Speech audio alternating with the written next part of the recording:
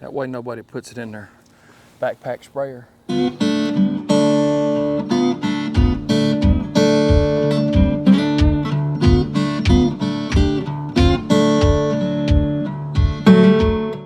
50%. 50% arsenal, 50% good old well water. Or 100% kill. Just mark where you're gonna put it at, because you know if you left over, because I mean you'll kill something, you'll be sick, you'll kill the wrong thing. See the crown of it? So I'm looking, I can see that crown, so that's all gonna be small trees. That's a perfect spot to put a hole in the middle of that and not kill your hardwoods. The stuff that you don't want. It's perfect. This is the time you lay it out. Well, and it's right here off his food plot. That's exactly right. So location. I want 100, 150 yards from a food plot. And this is not the way you come in. I do not enter him here. That's important. You're way. So It's not to access his food plot. It's on. So if you're hunting this thing on a north wind, this is on the north side of that food plot. So you can hunt deer coming from this if you add cover to that food plot.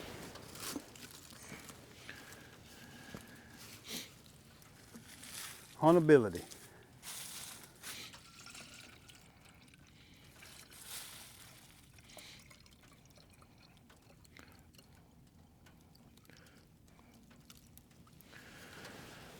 all right, that's our solution. And I'm telling y'all, be very careful around any trees in the yard that you do not want to kill. It will kill every one of them, and not a lot. And it does run. This stuff will run. And when I say run, when it rains, it will carry. So be very, very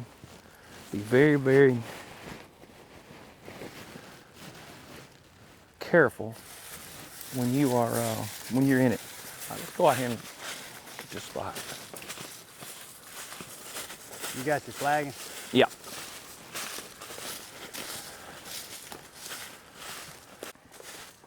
So what, we're always talking about crowns and opening points.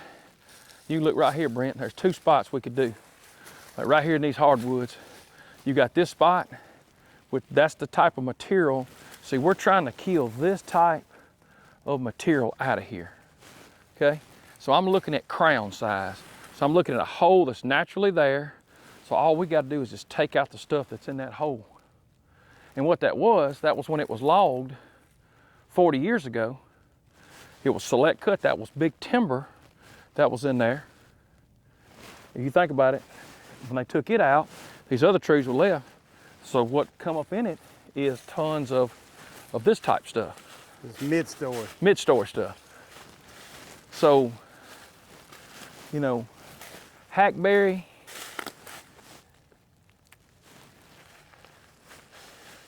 just a bunch of different little things. Well, see, that's keeping any sunlight from hitting the ground, so it's just solid like this the whole way through.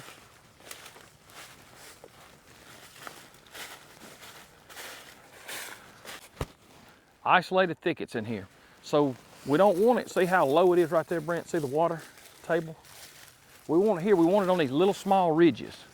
So here's where I'll start one, and I see I can stay within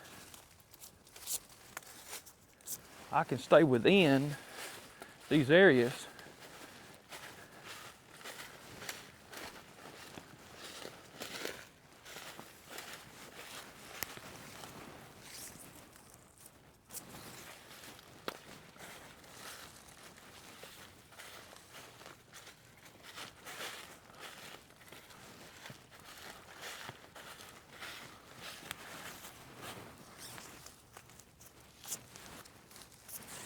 But I'm looking up, so I'm already seeing there's already a hole wanting to be there.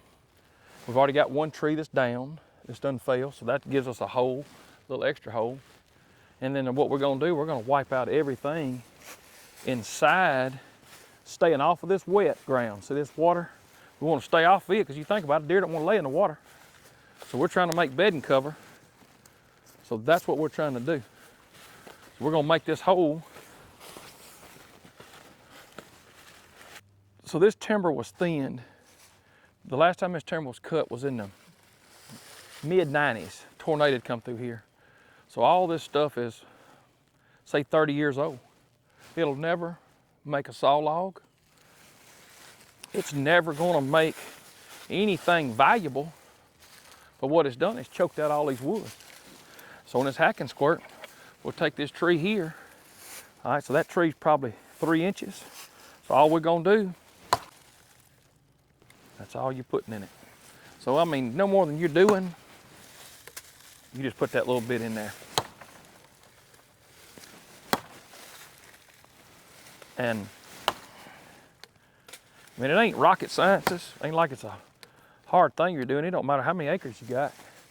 If you're just doing it yourself,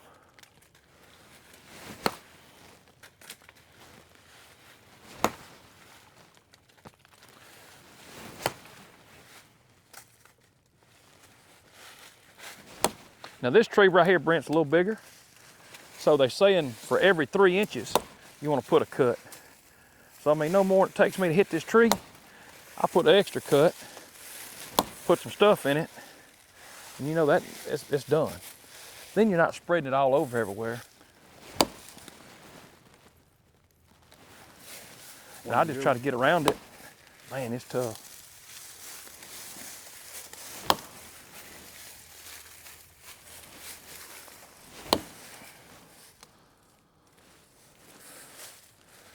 All right, even a big one. So you take these, so what we're taking, the main trees we're taking out is hackberry, no wildlife. Hickory, young hickory, 30-year-old hickory, they ain't producing. Look at the crown of it, Brent. Just show people. That thing's not producing anything. So this is a big one, so.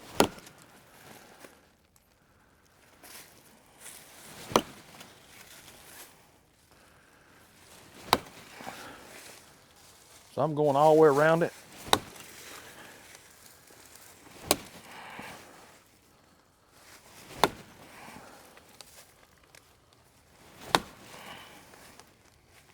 That's her. She's done. What we're trying to do, you think about it, there's a beautiful swamp chestnut that we're not going to take out.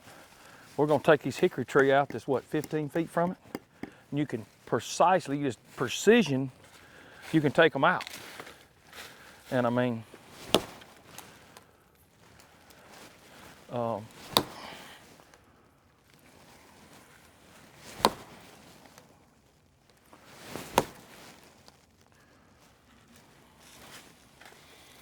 old Hawk, old Sylvester Stallone, he's finna arm wrestle, turn that hat around. I bet he was a good hacking squirter. He'd be awesome, them big old guns he had. So you're doing probably a quarter or third acre right here, probably? Mm-hmm. And you think about it, look at it for a second, Brent. Everything I'm taking out is what? Nothing. Yeah.